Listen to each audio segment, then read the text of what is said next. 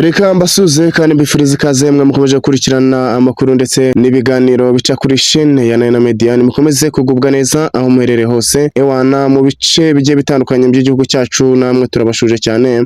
Abari hanze y'igihugu namwe mukomeze kugubwa neza, mukomeze kugubwa neza rwose. Murabizi ko amakuru yacu arakagaruka, amakuru yacu rwose ari ibintu bisanzwe, amakuru yacu yizewe, amakuru yacu rwose atari ivumbi kabisa. Akaba natwe twariyemeje kujya tugenda tuyabagezaho amakuru rero kugenda tugeraho muri uyu mwanya kabisa, nuko ingabo za RDC kabisa zikomeje kurwana n'uyu mutwe wa Wazalendo.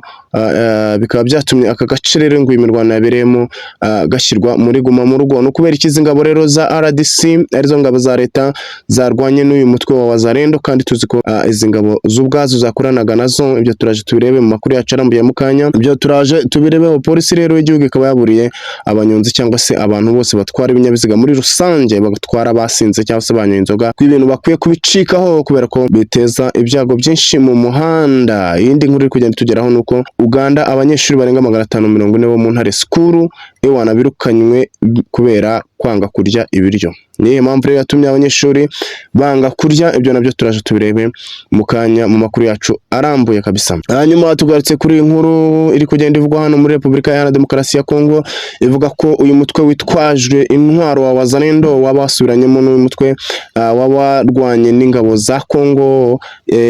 Niki cyabiteye cyatumye izi ngabo zisubiranamo, kandi tuzi ko ewana ari abantu bari basanzwe bakorana. Nihe mpamvu amakuru ari kugenda tugeraho nuko rero ngo mu gace ka Tokorote gaherereye mu mujyi wa Kindu mu ntara ya Maniema kabisa, ngo habereye imirwano ikomeye y'ingabo za Repubulika Iharanira Demokarasi ya Kongo ndetse n'uyu mutwe witwaje intwaro wa Wazalendo. Imirwano rero yumvikanyemo urusaku rw'amasasu menshi yabaye muri iki gitondo cyo ku itariki ya 14 Kanama 2025, ikaba yapfiriyemo n'abantu benshi kuri buri ruhande nk'uko byatangajwe na Minisitiri ushinzwe umutekano kabisa w'imbere hano mu ntara ya Maniema, Tayiro Walama Selemani, nk'uko yakomeje kugenda bitangaza ko iyi mirwano yo ku mpande zombi kabisa ngo ushaka yaguyemo abantu benshi.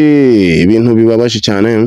Dukomeza tubwira abantu tubabwira ngo iyi mirwano rwose ababishinzwe cyangwa se afite mu nshingano bareba uburyo kabisa iki gihugu gishaka kugenda gikomeza kubonekamo amahoro, kuko abantu benshi bari kugenda bahaburira ubuzima mu maherere ndetse no mu ukarengane. Minisitiri Selemani yagize ati inzego z'umutekano zatewe n'umutwe wa Wazalendo uyoborwa na Amani Hussein Joshua Arias Saddam wise generale, barashe ku bashinzwe umutekano, bafunga imihanda, babuza abaturage kuva mu rugo nk'uko bakomeje kugenda babitangaza kabisa. Mu gihe cy'imirwano bakaba batangaje ko nta muturage wemerewe kuva mu rugo. Niyo mpamvu rero imirwano ishobora kuba yabaye, kandi tuzi ko iyi mitwe yakoranaga. Tuzi ko uyu mutwe wa Wazalendo ukorana n'izi ngabo za Repubulika Iharanira Demokarasi ya Kongo. Ni ikiriyo cyatumye uyu mutwe kabisa usubiranamo n'izi ngabo. No kubera iki? Ibyo turaje tubirebe. Uyu muyobozi rero yasobanuye ko icyatumye Wazalendo itera abashinzwe umutekano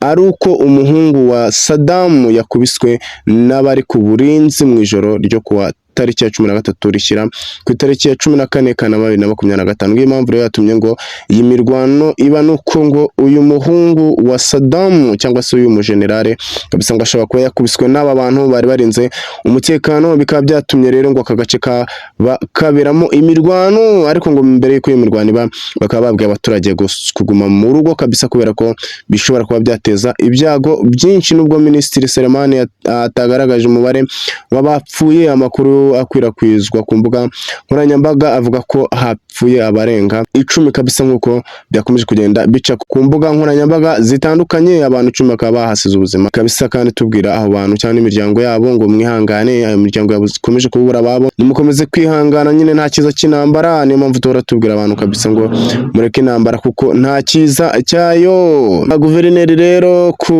bwa Nkubi yasabye abaturage guhamagara ubuyobozi cyangwa se inzego z'umutekano mu gihe baba babonye abakekwaho kuba bateza umutekano muke. Ibyo nibyo byakomeje kugenda bitangazwa kabisa. Ewana tubwira abantu ngo mukomeze kwihangana. Abantu bakomeje kugenda aho birababo hano mukomeze kwihangana nyine no kwisiteye. Tugarutse kuri inkuru yacu rero ivuga ko polisi yakomeje kwihanangiriza abanyonzi cyangwa se n'abandi bantu bose bagenda basinze banyweye ku nzoga ko bakwiye kubicikaho. Niyo mpamvu polisi ikomeje kugenda itanga aya mahugurwa cyangwa se ikomeje kugenda ikwirakwiza bino bintu ibwira abantu kugenda cyangwa se kureka gutwara basinze. Ni ukubera iki kuri wa gatanu rero tariki ya 15 Kanama abatwara amagare ndetse n'ibindi binyabiziga, si amagare gusa ndetse n'ibindi binyabiziga bakorera mu mujyi wa Musanze barenga 100 kabisa bakaba bakomeje kwibutswa ko bakwiye kugenda cyangwa se gutwara amagare yabo batasinze kubera ko bishobora guteza impanuka kuri bo cyangwa nabo batwaye ndetse n'ibyo batwaye bikaba byakangirika. Mu biganiro rero na polisi aba banyonzi babujijwe kugira icyo banywa cyangwa se bakaba babujijwe kunywa inzoga mu gihe batwaye ibi binyabiziga byabo. Umuvugizi wa polisi mu ntara y'Amajyaruguru IP Inyasengera Bakunzi yibukije abatwara amagare ko bafite uruhare mu kwimakaza gahunda yagerayo amahoro yashyizweho muri 2019 igamije kuzamura imyumvire y'abakoresha umuhanda kugira ngo birinde amakosa yabateza impanuka. Nk'uko bakomeje kugenda bitangaza, yibukije ko iyo umuntu atwaye igare cyangwa se n'ikinyabiziga kindi akirengagiza amategeko y'umuhanda ko bishobora guteza impanuka kabisa mbi ishobora kuba yatuma umuntu haburira ubuzima cyangwa se akomerekera ikabije. Ati imiterere y'igare rero isaba urigendaho kwitwararika cyane akubahiriza amategeko y'umuhanda kugira ngo yirinde impanuka bitewe nuko impanuka y'igare kabisa iteza ibyago byinshi cyane birimo no kuba uritwaye yahaburirwa ubuzima. Kandi akomeza kugenda agaragaza ko aya kugeza mu masaha 12 nta gare ryemere kuba riri mu muhanda kubera ko nta matara rifite. Ibi nabyo akaba yakomeje kugenda abibatangariza, akomeza kugenda abatangariza abibutsa ko nubwo abantu batwaye amagare bakunda gutwara inzoga atari ngombwa gutwara inzoga umuntu yasomye kuri izo nzoga kabisa ko bibujijwe. Akomeza kugaragaza ko umuntu uzafatwa kabisa atwaye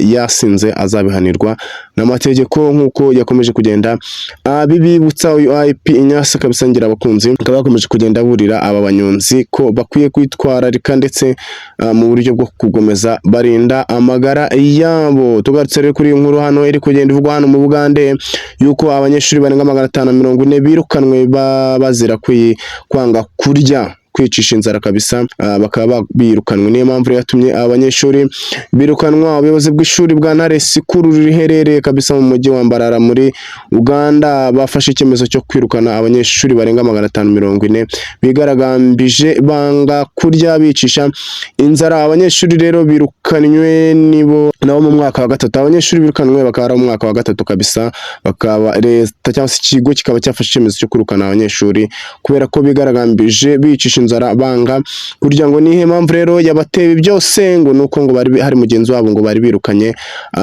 bamuziza kuba afite imyitwarire mibi yo kuba akaba yirukanywe rero. Hanyuma nyuma yo kwirukanwa ngo abanyeshuri bakaba bigaragambije. Umuyobozi mukuru wa Ntare Sikuru kabisa Sori Rwampororo yavuze ko ku wa kabiri twirukanye umunyeshuri w'umuhungu wakopeye mu kizamini, none bagenzi be bo mu wa 3 bari kuvuga ko bakeneye ubutabera kabisa. Bakomeje kugenda babitangaza, ikigo cyo kigatangaza ko uyu munyeshuri yaba yarirukanwe kubera ko yakopiye, ariko abanyeshuri bakabihakana kabisa. Abandi banyeshuri bagenzi be bakabihakana bakavuga ko atari byo rwose, atigeze akopera ahubwo hari ibindi ngo yaba yarazize. Abanyeshuri bavuga ko kwirukanwa kwa mugenzi wabo ntaho guhuriye no gukopera, ko ahubwo yazize kuba ari umwe mu barwanyaga abantu ngo baryamana bahuje ibitsina bo muri iki kigo kabisa.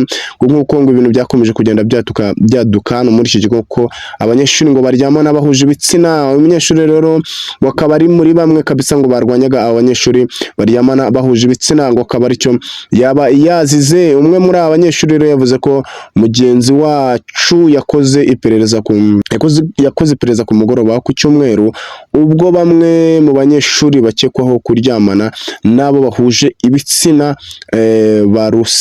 barusimbukaga. Yakomeje avuga ko aba banyeshuri baryamana nabo bahuje ibitsina bahise bajya kurega uyu mugenzi wabo arirukanwa. Nyuma yo kwirukanwa kwa mugenzi wabo. Rero abanyeshuri 540 nabo bakaba barakoze imyigaragambyo bakanga kurya iki kigo cya Ntare School rero kigafata icyemezo cyo kwirukana abanyeshuri bose bangana gutya. Iyo myigaragambyo rero yo kurwanya abanyeshuri yatangiraga mu rukerera rwo ku itariki ya 10, nibwo yatangiye ku rukerera rwo ku itariki ya 10 Kanama 2025, ubwo imyigaragambyo yo kurwanya aba banyeshuri yatangiraga mu rukerera rwo ku itariki ya 10 Kanama 2025. Babiri muri bo batabawe n'ubuyobozi bw'ishuri, abandi bahungira hanze y'ishuri mu rwego rwo gukiza ubuzima bwabo.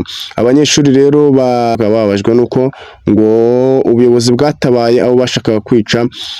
Kabisa badukira inyubako zikoreramo abayobozi b'ishuri banamenagura ibirahure, ndetse ngo n'amashuri bigiragamo bayamenagura ibirahure. Ubwo ubuyobozi rero bwabateshaga abanyeshuri ubwo bashaka kwica bagenzi babo, nk'uko inkuru yakomeje kugenda ibigaragaza. Kabisa tubwira iki kigo ngo mukomeze guhashya umutekano kandi imyitwarire mibi y'abanyeshuri muri uburyo kabisa mwayikavaringa, kubera ko bishobora gukomeza guteza ibyago. Amakuru yacu rero nakagaruka, mukomeze kugubwa neza.